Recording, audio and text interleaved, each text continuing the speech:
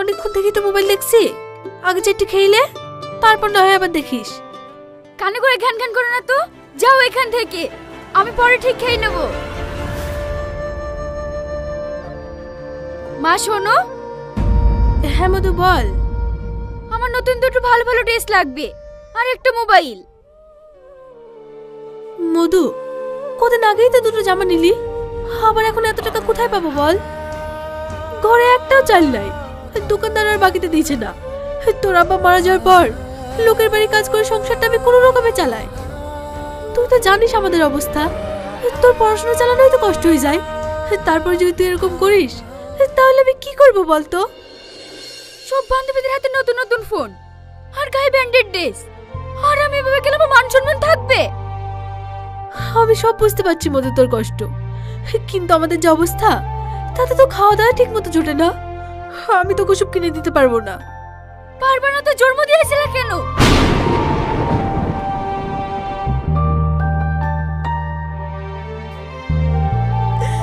মারে, তুই এত বড় কথা বলতে পারলি?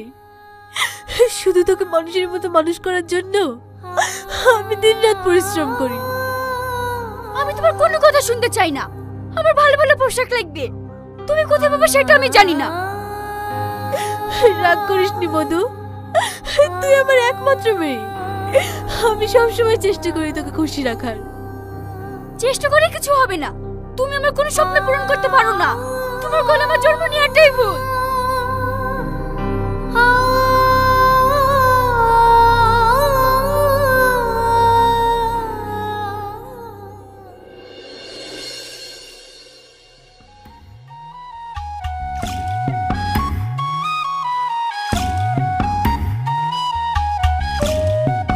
শ্রাবণী, স্যার পড়াচ্ছে আর তুই ক্লাসের মধ্যে ফোন দেখছিস কেন? চুপ কর তো, আমার যা ইচ্ছা তাই করব। ক্লাসের মধ্যে এত জোরে কথা কে বলছে? এই শ্রাবণী, তুমি ক্লাসের মধ্যে ফোন দেখছো কেন? রাখো ফোনটা। Sorry sir. ঠিক আছে বসো। দেখলি তো, বললাম না তোকে ফোনটা বন্ধ কর, শুনলে তো স্যারের কাছে বকা। বাদ দে তো। শ্রাবণী, তুমি এতটা নোংরা, একজন শিক্ষকের কথা অমান্য করছো। আমি চাই না তোমার জন্য আরো স্টুডেন্টের অসুবিধা হোক। বেরিয়ে যাও এখান থেকে, গেট আউট।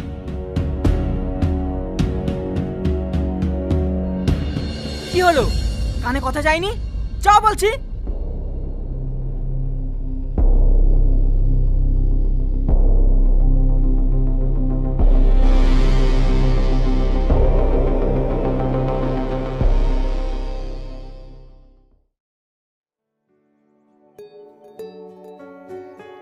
আমি তো এটাই চাইছিলাম যে আমাকে ক্লাস থেকে বার করে দে।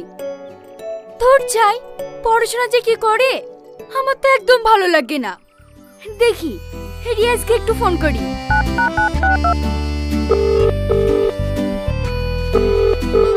হ্যালো রিয়াজ, কি করছো এখন?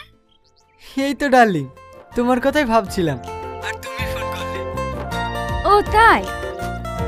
এই শোনো না, আজকে কলেজটা একটু তাড়াতাড়ি ছুটি দিয়ে দিয়েছে, তাই ভাবলাম তোমার সাথে একটু দেখা করব। চলো না সোনা, আজকে আমরা কোনো একটা রেস্টুরেন্টে যাই। আচ্ছা যান, তুমি 5 মিনিট অপেক্ষা করো, আমি আসছি।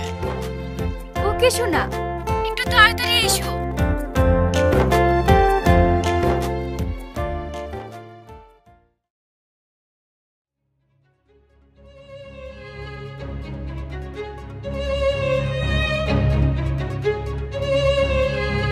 শ্রাবণী, মারে একটু পানি দে না, ওষুধটা খাই। আমাকে এখন হুকুম টুকুম করো না তো, আমি এখন বই পড়ছি। পড়তে বসেও শান্তি নাই, সবসময় ডিস্টার্ব, আর ভাল লাগে না। এভাবে বলছি কেন? আমার শরীরটা খুব অসুস্থ, আজকে রান্না বান্না মনে হয় করতে পারবো না। তোকে তো আবার না খেয়ে কলেজ যেতে হবে, তাই বলছিলাম তুই রান্নাটা বসিয়ে দে না মধু। ওসব রান্না ফান্না আমি করতে পারবো না, আমি এখন পড়াশোনা নিয়ে ব্যস্ত আছি। আমি কলেজ যাওয়ার সময় খেতে পেলেই হলো।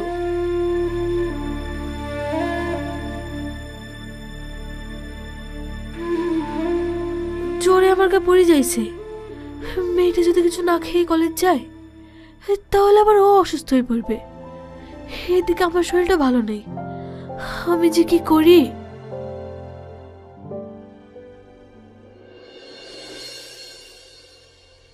মেয়েটা আমার একটা কথা শোনে না, এত জেদি মেয়ে, ওকে না আমি আর পারিনি।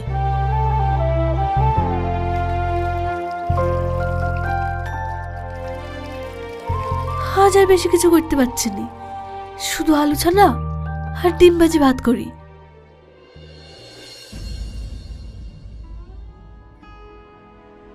নে মধু, খেয়ে নে। মা, তুমি আমার জন্য আলু সোনা ডিম ভাজি দিয়ে ভাত নিয়ে এসেছো। তুমি জানো না আমি মাছ মাংস না হলে ভাত খেতে পারি না। মধু, আমি তো তোকে আগেই বললাম আমি অসুস্থ, রান্না করতে পারবো না, তাও আমি কষ্ট করে রান্না করে